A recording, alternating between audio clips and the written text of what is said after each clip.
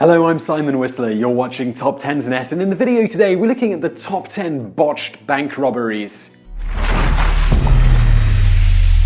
Bank robbery is still alive and well in these times of high-tech crimes. Some go off without a hitch, and some go off like the Titanic. In the video today, we're looking at some of the less successful ventures. Let's get started.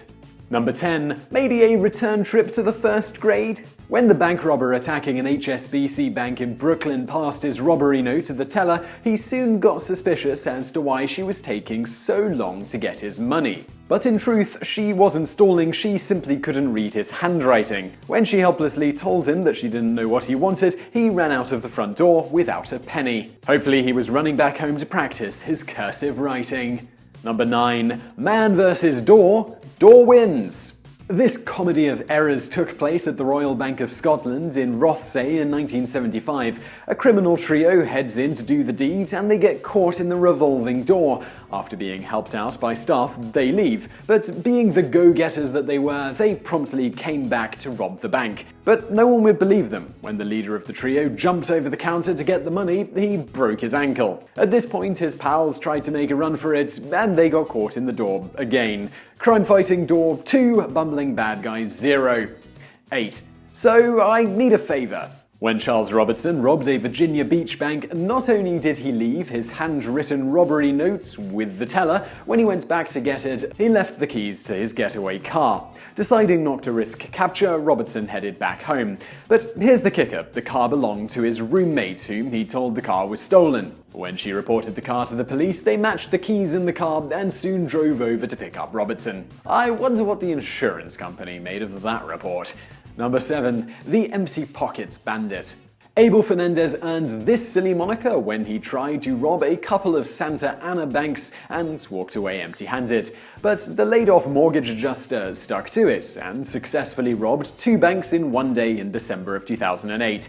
Fifth time was not the charm, however. When Fernandez was sitting in the car outside his target, the passerby police noticed his fake gun and arrested him. He should have settled for his pockets being half empty. Number 6. Not so clean getaway.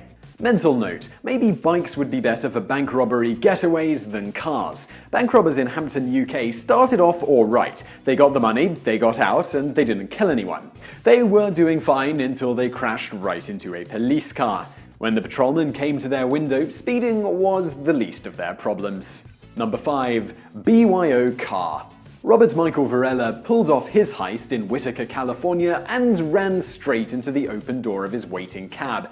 Unfortunately, the dye pack the teller slipped in exploded. He ditched everything, including his now red-dyed jacket, and tried to hop on a public bus. The bus, however, was on a layover, and 20 minutes later the police picked him up. Next time, he'll know to bring his own wheels. Number 4. Forget something, genius? Never underestimate the power of a question. A bank teller in New Hudson, Michigan foiled her bank robber simply by asking him if he had a bag in which she should put the money. Apparently, he didn't, because he then ran off without a second thought. Oakland County Sheriff Tom Bisio said she must have flustered her would-be robber.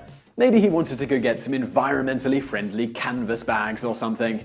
Number 3. A real pain in the neck. It was like something out of a Saw movie. Brian Wells robbed a bank, but when the police caught up with him, he says that he was forced to commit the crime. Then a small bomb goes off around his neck, killing him. After many twists and turns, it comes out that Wells was one of a group of conspirators headed by Kenneth Barnes. He wanted the cash to have his girlfriend's father murdered. Apparently, it wasn't until the last minute that Barnes told Wells the bomb was real. Eventually, all the conspirators were caught, but now the police had to deal with a new kind of crime: robbery by proxy. Number 2. Super senior stopping power. When Daniel Ginley went into the US bank in Dayton, Ohio, he kept an eye out for anyone who might give him trouble, particularly guards and cops. Unfortunately, he didn't pay much attention to 70-year-old James Matheson. After stealing the money from the teller, he ordered the old man out of his way. What he didn't know was that Matheson was a Korean War vet. The geriatric crime fighter slammed Ginley against the wall and held him down long enough for the police to arrive, even after Ginley slashed him with a knife. So where to next for our hero? He went off to a reunion for Polish veterans. And guess who had a new war story to share? Number 1. Terror in Tinseltown. In February of 1997, Los Angeles citizens were glued to their TV as Larry Phillips and Emil Matasaranao robbed the Bank of America on Laurel Canyon.